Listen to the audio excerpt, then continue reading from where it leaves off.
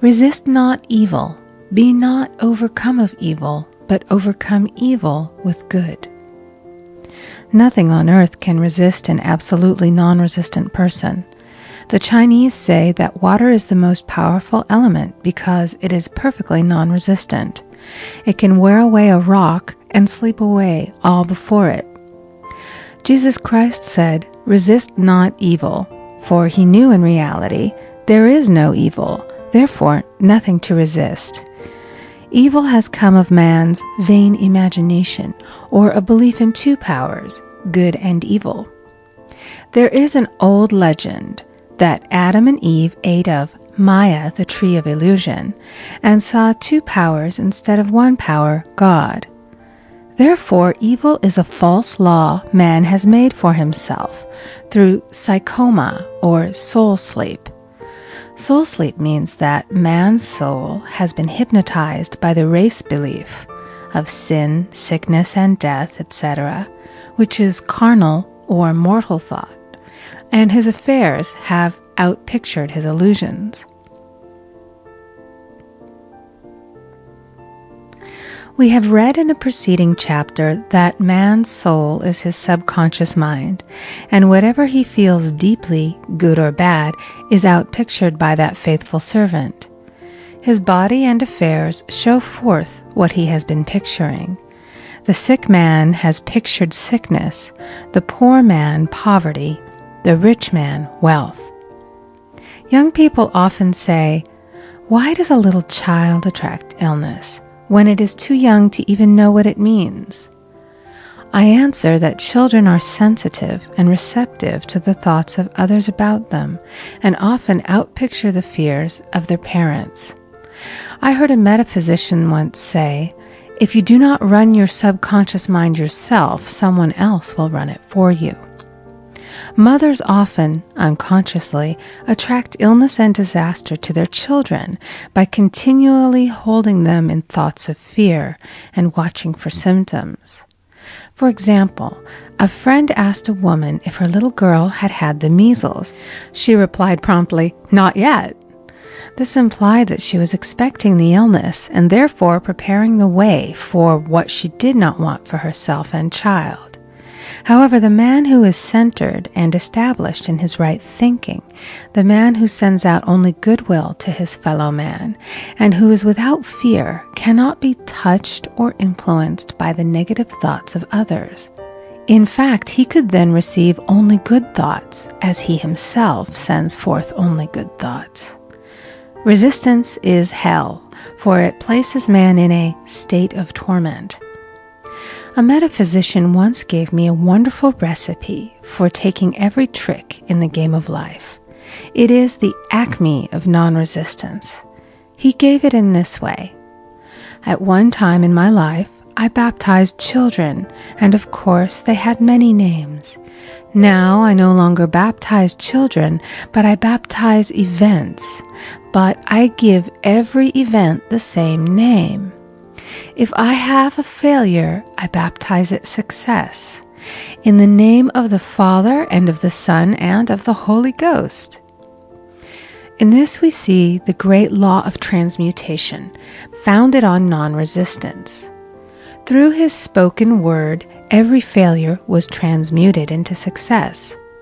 For example, a woman who required money, who knew the spiritual law of opulence, was thrown continually in a business way with a man who made her feel very poor. He talked lack and limitation, and she commenced to catch his poverty thoughts. So she disliked him and blamed him for her failure. She knew in order to demonstrate her supply, she must first feel that she had received. A feeling of opulence must precede its manifestation. It dawned upon her one day that she was resisting the situation and seeing two powers instead of one. So she blessed the man and baptized the situation. "Success," she affirmed. "As there is only one power, God, this man is here for my good and my prosperity," just what he did not seem to be there for. Soon after that, she met, through this man, a woman who gave her, for a service rendered, several $1,000s, and the man moved to a distant city and faded harmoniously from her life.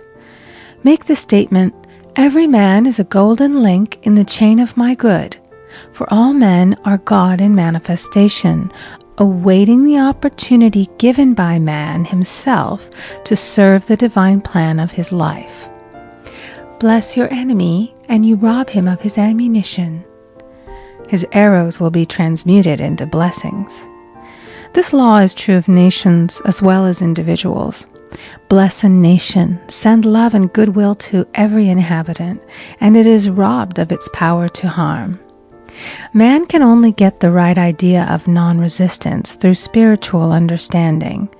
My students have often said, "I don't want to be a doormat." I reply, when you use non-resistance with wisdom, no one will ever be able to walk over you. Another example. One day I was impatiently awaiting an important telephone call.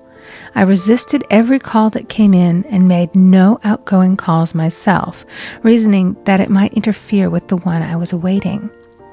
Instead of saying, "Divine ideas never conflict, the call will come at the right time," leaving it to infinite intelligence to arrange, I commenced to manage things myself. I made the battle mine, not God's, and remained tense and anxious. The bell did not ring for about an hour, and I glanced at the phone and found the receiver had been off that length of time, and the phone was disconnected. My anxiety, fear, and belief in interference had brought on a total eclipse of the telephone. Realizing what I had done, I commenced blessing the situation at once. I baptized it success and affirmed, "I cannot lose any call that belongs to me by divine right. I am under grace and not under law." A friend rushed out to the nearest telephone to notify the company to reconnect. She entered a crowded grocery, but the proprietor left his customers and attended to the call himself. My phone was connected at once, and 2 minutes later I received a very important call, and about an hour afterward, the one I had been awaiting. One's ships come in over a calm sea. So long as man resists a situation, he will have it with him. If he runs away from it, it will run after him. For example, I repeated this to a woman one day, and she replied, "How true that is. I was unhappy at home. I disliked my mother, who was critical and domineering. So I ran away and was married. But I married my mother, for my husband was exactly like my mother, and I had the same situation to face again.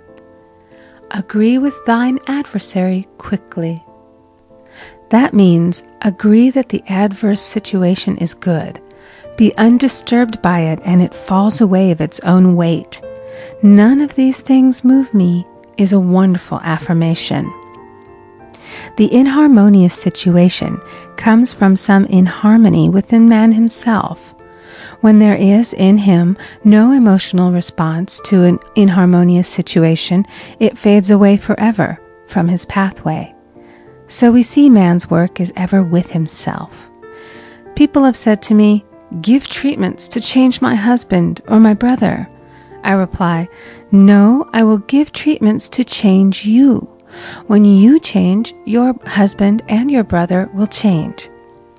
One of my students was in the habit of lying. I told her it was a failure method, and if she lied, she would be lied to. She replied, "I don't care. I can't possibly get along without lying." One day she was speaking on the phone to a man with whom she was very much in love. She turned to me and said, "I don't trust him. I know he's lying to me." I replied, "Well, you lie yourself, so someone has to lie to you, and you will be sure it will be just the person you want the truth of." Sometime after that I saw her, and she said, "I'm cured of lying." I questioned, "What cured you?" She replied, "I've been living with a woman who lied worse than I did." One is often cured of his faults by seeing them in others. Life is a mirror, and we find only ourselves reflected in our associates. Living in the past is a failure method and a violation of spiritual law. Jesus Christ said, "Behold, now is the accepted time. Now is the day of salvation." Lot's wife looked back and was turned into a pillar of salt. The robbers of time are the past and the future. Man should bless the past and forget it, if it keeps him in bondage, and bless the future, knowing it has in store for him endless joys, but live fully in the now. For example, a woman came to me complaining that she had no money with which to buy Christmas gifts. She said, "Last year was so different. I had plenty of money and gave lovely presents, and this year I scarcely have a cent." I replied, "You will never demonstrate money while you are pathetic and live in the past. Live fully in the now and get ready to give Christmas presents. Dig your ditches and the money will come." She exclaimed, "I know what to do. I'll buy some tinsel, twine, Christmas seals, and wrapping paper." I replied, "Do that, and the presents will come and stick themselves to the Christmas seals." This too was showing financial fearlessness and faith in God, as the reasoning mind said, "Keep every cent you have, as you are not sure you will get any more." She bought her seals, paper, and twine, and a few days before Christmas received a gift of several $100s. Buying the seals and twine had impressed the subconscious with expectancy and opened the way for the manifestation of the money. She purchased all the presents in plenty of time. Man must live suspended in the moment. Look well, therefore, to this day. Such is the salutation of the dawn. He must be spiritually alert, ever waiting his leads, taking advantage of every opportunity. One day I said continually, silently, "Infinite Spirit, don't let me miss a trick." And something very important was told to me that evening. It is most necessary to begin the day with the right words. Make an affirmation immediately upon waking. For example, "Thy will be done this day. Today is a day of completion. I give thanks for this perfect day. Miracle shall follow miracle, and wonders shall never cease." Make this a habit, and one will see wonders and miracles come into his life. One morning I picked up a book and read, "Look with wonder at that which is before you." It seemed to be my message for the day, so I repeated it again and again. Look with wonder at that which is before you. At about noon, a large sum of money was given to me, which I had been desiring for a certain purpose. In the following chapter, I will give affirmations that I have found most effective. However, one should never use an affirmation unless it is absolutely satisfying and convincing to his own consciousness. And often, an affirmative is changed to suit different people. For example, the following has brought success to many. I have a wonderful work in a wonderful way. I give wonderful service for wonderful pay. I gave the first 2 lines to one of my students, and she added the last 2. It made a most powerful statement, as there should always be perfect payment for perfect service, and a rhyme sinks easily into the subconscious. She went about singing it aloud, and soon did receive wonderful work in a wonderful way, and gave wonderful service for wonderful pay. Another student, a businessman, took it and changed the word to business. He repeated, "I have a wonderful business in a wonderful way, and I give wonderful service for wonderful pay." That afternoon, he made a $41,000 deal, though there had been no activity in his affairs for months. Every affirmation must be carefully worded and completely cover the ground. For example, I knew a woman who was in great need and made a demand for work. She received a great deal of work, but was never paid anything. She now knows to add wonderful service for wonderful pay. It is man's divine right to have plenty, more than enough. His barns should be full, and his cup should flow over.